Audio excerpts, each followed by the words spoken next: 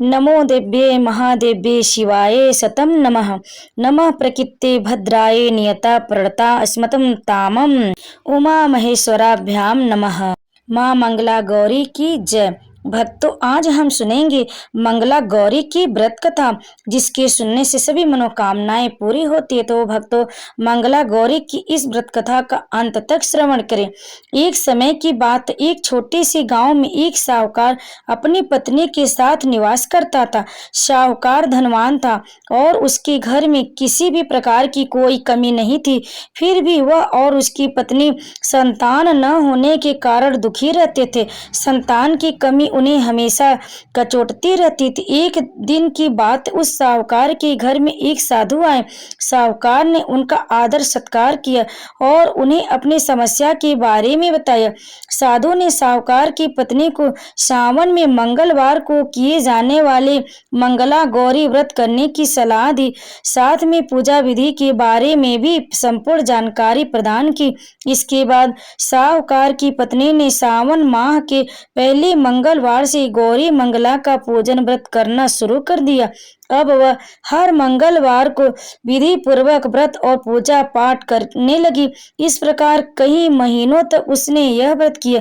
एक दिन उसकी धर्म निष्ठा से प्रसन्न होकर माता पार्वती ने भगवान शिव से साहूकार और उसकी पत्नी को संतान प्राप्ति का वरदान देने के लिए कहा। साहूकार को एक दिव्य शक्ति ने दर्शन देकर कहा कि एक आम के पेड़ के नीचे भगवान गणेश की मूर्ति विराजमान है। तुम उस पेड़ से आम तोड़कर अपनी पत्नी को खिला देना, इससे तुम्हें संतान की प्राप्ति का सुख मिलेगा। साहूकार ने अगले दिन सुबह उठकर अपनी पत्नी को इस सपने के बारे में बताया और वह उस आम के पेड़ को ढूंढने निकल पड़ा। काफी समय तक ढूंढने के बाद आखिरकार साहूकार को वह आम का पेड़ मिला जहां भगवान गणेश की मूर्ति विराजमान थी। उसने आम तोड़ने के लिए उस पेड़ पर पत्थर मारना शुरू कर दिया। पत्थर फेंकने से एक आम तो टूटकर नीचे गिर गया, लेकिन गलती से एक पत्थर जाकर भगवान गणेश की प्रतिमा को लग गया। इससे भगवान गणेश क्रोधित हो गए और उन्होंने प्रकट होकर उस साहूकार को श्राप देते हुए कहा कि हे स्वार्थी मनुष्य, तूने अपने स्वार्थ के कारण मुझे चोट पहुंचाई है। तुझे माँ पार्वती की कृपा से संतान की प्राप्ति तो होगी, लेकिन उसकी मृत्यु 21 वर्ष की आयु में ही हो जाएगी। यह सुनकर साहूकार बहुत घबरा गया और वह वापस घर चला गया। उसने वह फल अपनी पत्नी को खिला दिया और किसी को भी इस घटना के बारे में नहीं बताया।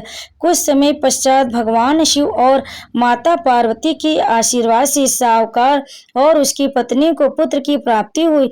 इससे उन दोनों के जीवन में खुशी का ठिकाना न रहा, लेकिन साथ ही साहूकार इस बात से भी चिंतित था कि उसका पुत्र अल्पायु होगा।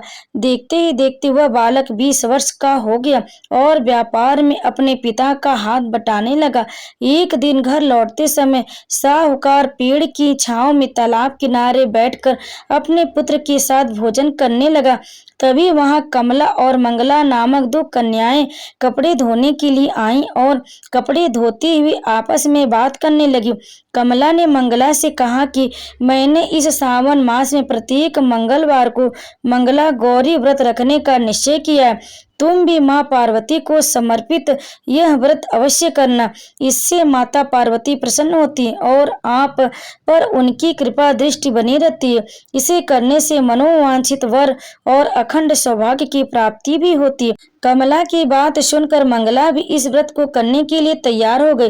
दूसरी ओर साहूकार ने दोनों कन्याओं के बीच यह पूरा संवाद सुन लिया और उसने अपने मन में यह सोचा कि यह कन्या मंगला गौरी व्रत को करती है, इससे इसे अखंड सौभाग्य की प्राप्ति होगी। यह मेरे पुत्र के लिए एक योग्य वधू साबित होगी। ऐसा सोचकर वह उन दोनों के विवाह का प्रस्ताव कन्या के पिता के पास लेकर गया। साहूकार की गांव में प्रतिष्ठा और मान होने के कारण कमला के पिता अपनी पुत्री का विवाह साहूकार के लड़के से करवा देते हैं। विवाह के पश्चात भी कमला विधि पूर्वक मंगला गौरी का व्रत रखना जारी रखती है। उसके इस भक्ति भाव से प्रसन्न होकर माता पार्वती एक दिन उसे स्वप्न में दर्शन देती और कहती हैं कि मैं तुम्हारी भक्ति से अत्यंत प्रसन्न हूँ, इसलिए तुम्हें अखंड सौभाग्य का वरदान देती हूँ। लेकिन तुम्हारा पति अल्पायु, इसलिए अगले महीने मंगलवार के दिन एक सर्प तुम्हारे पति के प्राण लेने आएगा। तुम उसके लिए एक प्याले में मीठा दूध रख देना, उसके पास एक खाली मटका भी रख देना। सर्प दूध पीकर उस मटके में चला जाएगा और फिर तुम उस मटके को ऊपर से कपड़े द्वारा ढक देना। अगले मंगलवार को कमला ने माता पार्वती की बात मानकर एक प्याले में मीठा दूध रख दिया और पास में एक मटकी भी रख दी। सर्प ने आकर दूध पिया और मटके में जाकर बैठ गया। कमला ने उस मटकी पर कपड़ा बांधकर उसे जंगल में रख दिया।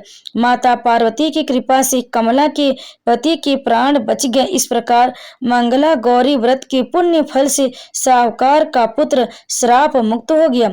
जब कमला ने घर में सबको इस चमत्कार के बारे में बताया तो सभी आश्चर्यचकित रह गए। इसके बाद साहूकार उसकी पत्नी ने अपने पुत्र और पुत्रवधू को आशीर्वाद दिया और पूरा परिवार सुखपूर्वक जीवन व्यतीत करने लगा।